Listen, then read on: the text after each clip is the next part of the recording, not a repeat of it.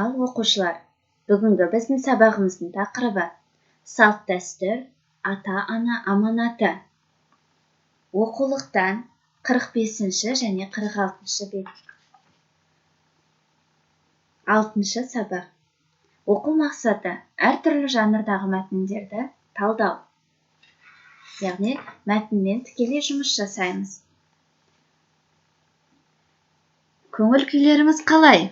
Сабаққа дайынсыздар ма?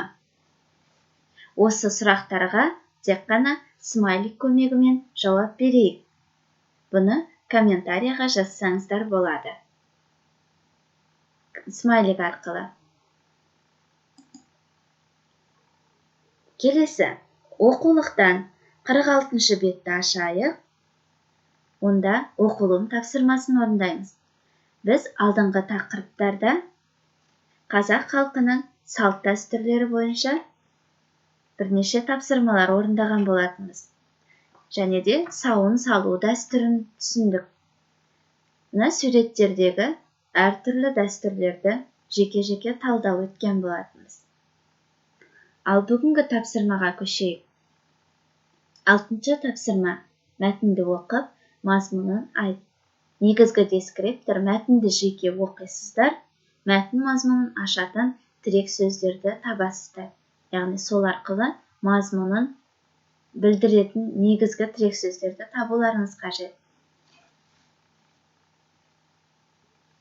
Қазір бірге мәтінді оқиық. Қазақстанның 14 облысында және қалаларында қазақ, татар және башқұрт халықтарының көп ғасырлық тарихы бар сабан тойы, әндері, билері және спорттық ойындары өткізіледі. Корей халқында 3 мерекенің аталып өтілуі міндетті. Бірі баланың туған күні, екіншісі үйлену тойы, үшіншісі мүшел тойы. 60-қа келу. Бұл халықта да құда түсу, құда-құдағиды құрметтеу, қалыңдық таңдау, көрімдік беру, үйлену тойын бірлесіп өткізу тәрізді салт дәстүрлер бар. Дүнгендердің келін түсіру ырымдарында қазақтарға ұқсастық жағы бар. Оларда да дастархан толы түрлі тағам беріліп, жағалай отырған адамдар насихат сөздер айтады.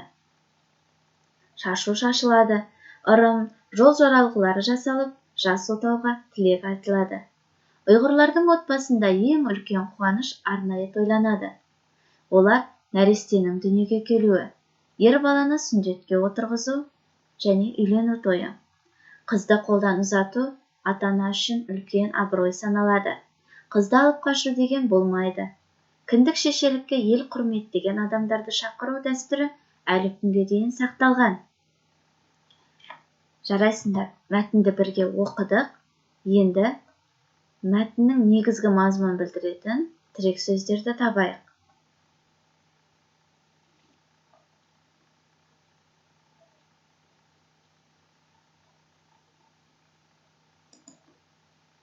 Бағалау критерийі.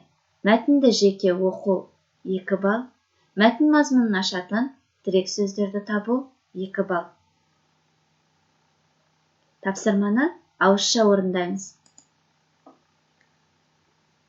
Келесі бізде жазбаша 9 тапсырма. Ашамайға мінгізу. Салтты өткізудің нұсқаулығын жаса. Нұсқаулықта міндетті ақпараттарды пайдалан. Бірінші, мәтінмен танысайық. Ашамайға мінгізу. Баланың сана сезімін жетілдіру үшін жасалатын тәрбиелік салттың бірі осы ашамайға мінгізу салтанаты.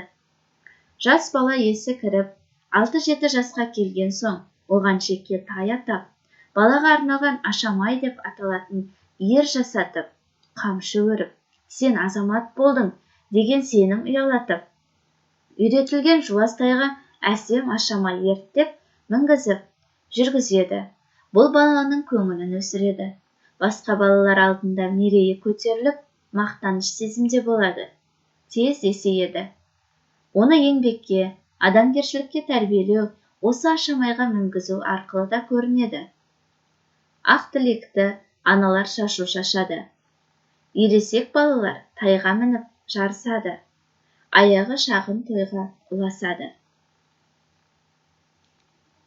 Енді тапсырма бойынша дескриптор. салтты өткізу нұсқаулығын жасайды. Балық қаңқасы әдісін қолданады. Дәптерге жазған сөйлемдердің түбірін анықтайды. Мәселен, міне, балық қаңқасын көріп тұрсыздар, е?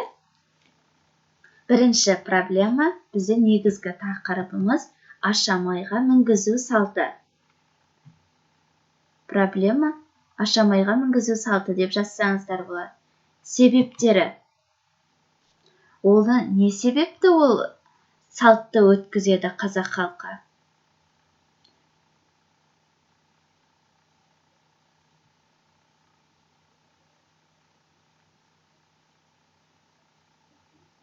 Міне, себебі мәтіннен баланың көңілін өсіреді.